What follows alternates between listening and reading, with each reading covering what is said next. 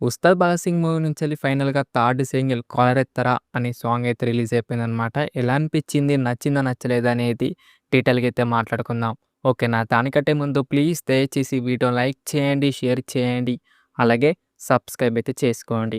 Let's start the video. 'దేఖ్‌లెంగే సాలా' first single అయితే రిలీజ్ అయిపోయింది. అందరికి తెలిసిందే. అలాగే చాలా బాగా అయితే నచ్చిందనమాట అందరికి కూడా. ఎందుకంటే దాంట్లో ఉన్న బీట్స్ గాని, ఆ లిరిక్స్ గాని, ఆ సినిమాటోగ్రఫీ గాని, అలాగే ఆ కొరియోగ్రఫీ గాని చాలా ఎనర్జీగా అయితే కనబడ్డారనమాట మా పవన్ కళ్యాణ్ గారు. అందరికి గూడా చాలా బాగా నచ్చింది. అండ్ సెకండ్ సింగిల్ వచ్చేసి మనకైతే 'మెడ పట్టుకుంటే తొడగొట్టినట్టే' అదైతే అట్టుచెలట్టు ఎళ్ళిపోయిందని చెప్పుకోవచ్చు. డైరెక్ట్ షెడ్‌కైతే ఎళ్ళిపోయిందని చెప్పుకోవచ్చు. ఎందుకంటే అది ఎవ్వరికి కూడా నచ్చలేదనమాట. చాలా చాలా పెద్ద రాడైతే పెట్టాడు మా డీఎస్‌పీ గారైతే. ఇప్పుడు మనకైతే థర్డ్ సింగిల్ అయితే రిలీజ్ అయింది.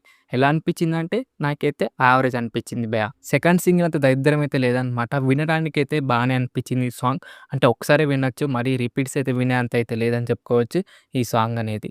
ఇంకా బాగా నచ్చింది ఏంటిదంటే దీంట్లో ఆ కొరియోగ్రఫీ అనేది బావుంది. ఆ లొకేషన్స్ కూడా చాలా బా అనిపించిందనమాట. అలాగే అన్‌ఎక్స్‌పెక్టెడ్ ఏంటిదంటే మనకు రాశి ఖన్నా గారు ఉన్నారనమాట ఈ సాంగ్‌లో.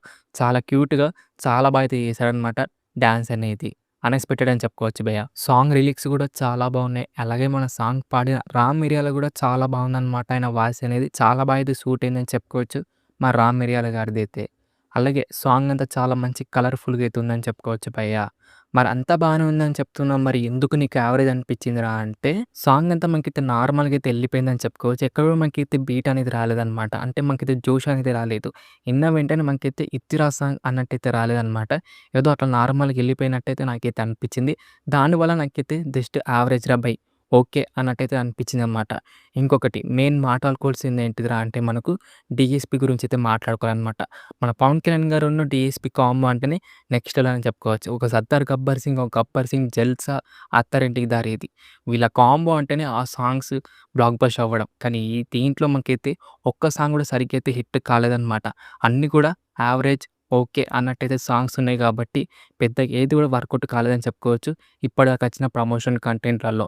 మరి ఏమైందో తెలీదు బే మన డీఎస్‌పీ గారికైతే. ఇంకా మనకు సినిమా రిలీజ్ కావటానికి మినిమమ్ వారం అయితే ఉందనమాట. వారం లోపు మనకైతే ట్రైలర్స్ అండ్ ప్రమోషన్స్ అనేది చేయాలి. ఇప్పటిదాకా అయితే ప్రమోషన్స్ అనేది స్టార్ట్ చేయలేదు. అక్కడక్కడ మనకైతే హరీశ్శంకర్ గారైతే ప్రమోషన్ అనేది స్టార్ట్ చేశారని చెప్పుకోవచ్చు.